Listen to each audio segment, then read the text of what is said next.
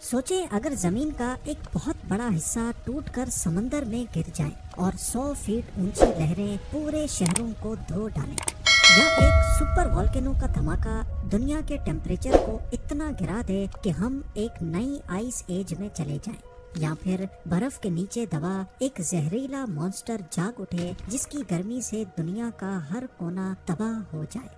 یہ کوئی science fiction کہانی نہیں بلکہ نیچرل تھریٹس ہیں جو انسانی زندگی کو ایک ہی جھٹکے میں ختم کر سکتے ہیں۔ ناظرین، آج ہم بات کریں گے ارتھ پر ہی موجود 4 سوئے ہوئے نیچرل ڈیزاسٹرز کی جو دنیا کو تباہ کرنے کی پوری صلاحیت رکھتے ہیں۔ سائنٹسٹ کے حساب سے ان نیچرل ڈیزاسٹرز کا آنا تو کنفرمڈ ہے، لیکن آخر کب؟ سب سے پہلے بات کرتے ہیں ڈومز ڈے گلیشیئر کی۔ ویسے تو اس کا نام تھریٹس گلیشیئر ہے، لیکن اسے ڈومز ڈے گلیشیئر کیوں کہا جاتا ہے یہ آپ کو تھوڑی ہی دیر میں پتا چل جائے گا۔ یہ تو ہم سب جانتے ہیں کہ سمندر کا لیول دن بدن بڑھتا جا رہا ہے اور انسانوں کے لیے نئے مسئلے کھڑے ہو رہے ہیں، پر آنے والے چیلنجز کتنے بڑے ہوں گے اور ہمارے پاس کتنا وقت بچا ہے یہ سب ڈیپینڈ کرتا ہے اسی ڈومز ڈے گلیشیئر پر۔ انٹارکٹیکا کے ویسٹ میں موجود یہ گلیشیئر کئی مقامات پر 1 کلومیٹر سے بھی زیادہ گہرا ہو جاتا ہے، یعنی جتنی اونچائی برج خلیفہ کی ہے اس سے بھی زیادہ گہرا ہونے کے ساتھ ساتھ یہ 120 کلومیٹر تک پھیلا ہوا ہے، جو اسے دنیا کا سب سے چوڑا گلیشیئر بھی بناتا ہے۔ 1,92,000 اسکوائر کلومیٹر کے ایریا پر پھیلا ہوا یہ گلیشیئر اتنا بڑا ہے کہ اس کے اندر 318 ممبئی جیسے یا پھر کراچی جیسے 50 شہر فٹ آ سکتے ہیں۔ پچھلے کئی سالوں سے یہ گلیشیئر پورے انٹارکٹیکا کے مقابلے میں بہت تیزی سے پگھل رہا ہے، جو ابھی تک سمندر کے لیول میں 4% کا اضافہ کر چکا ہے۔ پر سب سے خطرناک چیز اس کی لوکیشن ہے۔ تھریٹس گلیشیئر پوری ویسٹ انٹارکٹک آئس شیٹ کا ہے تو ایک چھوٹا سا حصہ، لیکن اس کے پگھلنے سے اس پوری آئس شیٹ کے پگھلنے کا خطرہ جڑا ہوا ہے، جس کی وجہ سے آنے والے سالوں میں سمندروں کا لیول 3 میٹر یا لگ بھگ 10 فیٹ تک بڑھ سکتا ہے۔ اور ایسا اس وجہ سے ہے کیونکہ threats glacier West Antarctic ice sheet کے ٹھیک بیچ میں موجود ہے۔ ایکسپرٹس کا کہنا ہے کہ ویسٹ انٹارکٹک آئس شیٹ کا سارا دار و مدار تھریٹس گلیشیئر پر ہے۔ اگر اس کو پگھلنے سے روکا نہیں گیا تو یہ پورے ویسٹ انٹارکٹیکا کو غرق کر دے گا، جس کی وجہ سے ساحل پر موجود شہروں پر سمندر کے پانی کا راج ہوگا۔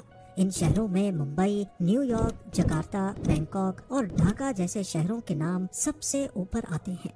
اس اینیمیشن میں دیکھا جائے تو یہ ہے انٹارکٹک آئس شیٹ۔ یہ بیچ سے کافی گہری ہے کیونکہ صدیوں سے پڑنے والی برف باری اسے بیچ سے موٹا کرتی آئی ہے۔ جیسے جیسے یہ بیچ سے موٹی ہوتی جا رہی ہے ویسے ویسے وزن کی وجہ سے گلیشیئرز باہر انٹارکٹک اوشن کی طرف نکل رہے ہیں۔ باہر نکلتے ہوئے گلیشیئرز جن کے نیچے پانی ہوتا ہے ان کو آئس شیلف کہتے ہیں۔ گلوبل وارمنگ پانی اور ہوا دونوں کو ہی گرم کر رہی ہے، جس کی وجہ سے یہ دونوں سائڈز کے آئس شیلف بھی میلٹ ہو رہے ہیں، پر الگ الگ رفتار سے۔ کیونکہ انٹارکٹیکا کے ایسٹ میں زمین کا لیول اوشن سے اوپر ہے، اسی وجہ سے یہاں پانی گلیشیئرز تک نہیں پہنچ پاتا اور یہاں برف آہستہ آہستہ پگھلتی ہے۔ لیکن ویسٹ انٹارکٹیکا الگ ہے، اس کا زیادہ حصہ سمندر کی سطح سے نیچے ہے۔ اس کا مطلب یہ ہے کہ پانی اس کے نیچے جا کر اسے مزید کمزور کر کے اسے تیزی سے پگھلا سکتا ہے۔ یہی وجہ ہے کہ ویسٹ انٹارکٹیکا کو کلائمیٹ چینج کے حوالے سے دنیا کا سب سے اہم برف کا حصہ مانا جاتا ہے۔ صحیح طرح سمجھنے کے لیے انٹارکٹیکا کے نیچے زمین کے سروے میپ کو دیکھیں۔ اس کے ایسٹ میں زمین سمندر کے لیول سے اونچی ہے، جس کو لال اور پیلے رنگ سے دکھایا گیا ہے، جبکہ اس کے ویسٹ میں جہاں زمین بلو رنگ سے دکھائی گئی ہے یہ ساری سمندر کے لیول سے نیچے ہے۔ خاص طور پر یہ ڈارک بلو حصہ تو سب سے نیچے ہے اور یہیں پر ہے ڈومز ڈے گلیشیئر۔ فی الحال یہ آئس شیلف پانی کے اوپر لٹک رہا ہے، جبکہ اس کے نیچے اوشن کا پانی اسے کھوکھلا کر چکا ہے۔ ہر گزرتے سال اس کے ٹکڑے ٹوٹ کر اوشن میں مکس ہو جاتے ہیں اور اوشن کا پانی اسے نیچے سے مزید کھوکھلا کرتا جا رہا ہے۔ 1992 سے لے کر ابھی تک کی بات کی جائے تو اس دوران اوشن کا پانی اسے 14 کلومیٹر اندر تک کھوکھلا کر چکا ہے۔ اگر اسی اسپیڈ سے معاملہ چلتا رہا تو ان قریب یہ پورا گلیشیئر ٹوٹ کر انٹارکٹک اوشن میں گر جائے گا۔ थ्वेट्स ग्लेशियर जो पिछले 30 सालों में पहले ही समंदर का लेवल 4% तक बढ़ा चुका है, पूरा पिघलने की सूरत में ये तमाम ओशंस का लेवल आधे मीटर तक बढ़ा देगा। ये वक्त शायद ज्यादा दूर नहीं, क्योंकि रिसर्चर्स डूम्सडे ग्लेशियर में पहले ही एक बहुत बड़ा क्रैक ढूंढ चुके हैं, जिसको रोकना अब किसी के बस की बात नहीं। सवाल ये नहीं है कि थ्वेट्स ग्लेशियर टूटेगा या नहीं, बल्कि सवाल है कि कब। और जैसा कि आपने पहले जाना, ये चीज एक बहुत बड़ी तबाही को दावत दे सकती है, वेस्ट एंटार्क्टिकन आइस शीट। इसमें कोई शक नहीं कि ऐसा होने के बाद इस आइस शीट में भी मेल्टिंग का प्रोसेस ट्रिगर हो जाए, जो ओशन के लेवल को 3 मीटर तक बढ़ा देगा। ऐसा होने की सूरत में कोस्टल सिटीज को अचानक खाली करना पड़ेगा। Inter governmental panel on climate change के सर्वे के मुताबिक जो शहर इसकी जद में आएंगे, वहाँ फिलहाल 1 अरब से ज्यादा लोग रहते हैं। वो सारे लोग जब ऊंचे इलाकों में जाएंगे तो पूरी दुनिया का इकोनॉमिक डिसबैलेंस देखने को मिलेगा। इसके अलावा पूरी दुनिया के मौसम में तेजी से बदलाव देखा जाएगा, जिसमें खतरनाक सुनामी, हरिकेन्स और फ्लड्स बहुत आम हो जाएंगे। अब बात करते हैं येलोस्टोन सुपर वोल्केनो की। येलोस्टोन सुपर वोल्केनो अमेरिका के वायोमिंग स्टेट में येलोस्टोन नेशनल पार्क के अंदर है। ये एक एक्टिव वोल्केनो सिस्टम है जो दुनिया के सबसे बड़े और खतरनाक सुपर वोल्केनोज में से एक है। येलोस्टोन सिर्फ एक छोटा सा पहाड़ नहीं है जो फट सकता है, ये एक सुपर वोल्केनो है जिसके अंदर बहुत ज्यादा मैग्मा यानी पिघला हुआ पत्थर भरा है। अगर ये फट जाए तो इसके असरात सिर्फ अमेरिका तक महदूद नहीं रहेंगे, बल्कि पूरी दुनिया को तबाही का सामना करना पड़ेगा। येलोस्टोन एक बड़े कैल्डेरा के अंदर है जो लगभग 70 किलोमीटर लंबा और 50 किलोमीटर चौड़ा है। इसका मतलब है कि ये एक जायंट क्रेटर जैसा है जो पुरानी वोल्केनिक इरप्शंस के बाद बना था। एक्सपर्ट्स का मानना है कि ये सुपर वोल्केनो हर 6 से 7 लाख सालों में एक बार फटता है। आखिरी बार ये तकरीबन 6,40,000 साल पहले फटा था, और उससे पहले 13 लाख साल और उससे पहले 21 लाख साल पहले बड़ा एक्सप्लोजन हुआ था। इसके पास्ट रिकॉर्ड को देखते हुए ये कहना गलत नहीं होगा कि येलोस्टोन सुपर वोल्केनो अगले 60,000 सालों में किसी भी वक्त फट सकता है। अगर येलोस्टोन सुपर वोल्केनो फट जाए तो इसका असर सिर्फ एक देश तक महदूद नहीं होगा, बल्कि ये पूरी दुनिया को आसानी से अपनी लपेट में ले सकता है। ये अपने 1000 किलोमीटर के रेडियस में मौजूद किसी भी शहर को एक ही झटके में तबाह कर देगा।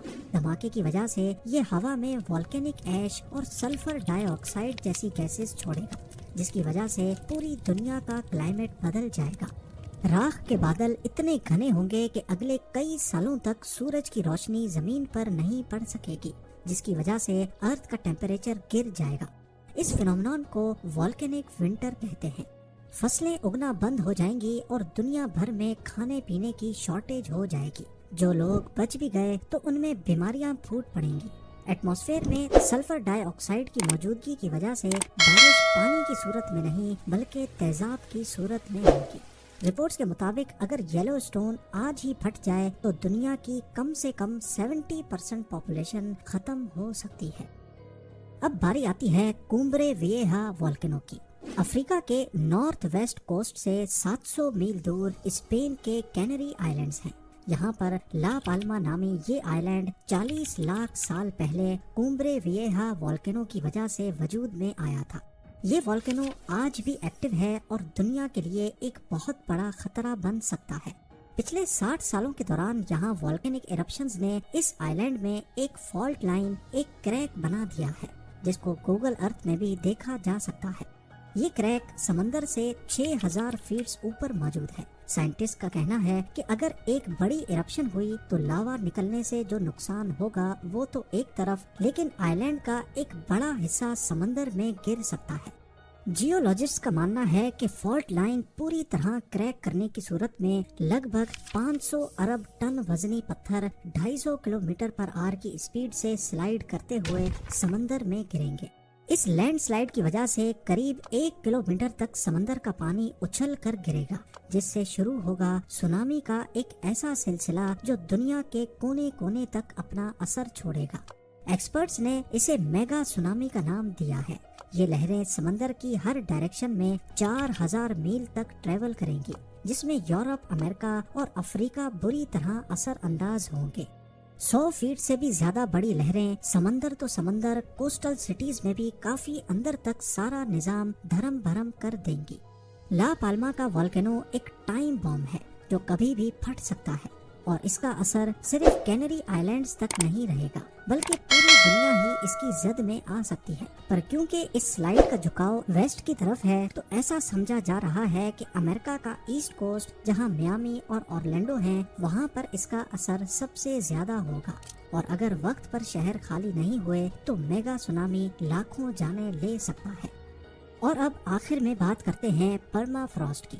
हमारी दुनिया का 11% हिस्सा परमाफ्रॉस्ट ग्राउंड है, यानी जमीन का वो हिस्सा जिसका टेम्परेचर साल के 12 महीने 0 डिग्री सेल्सियस से भी कम होता है। परमाफ्रॉस्ट ज्यादातर पोलर रीजन्स में पाया जाता है, जिसमें आधा कनाडा, 2/3 रशिया और तिब्बतन प्लेटो शामिल हैं।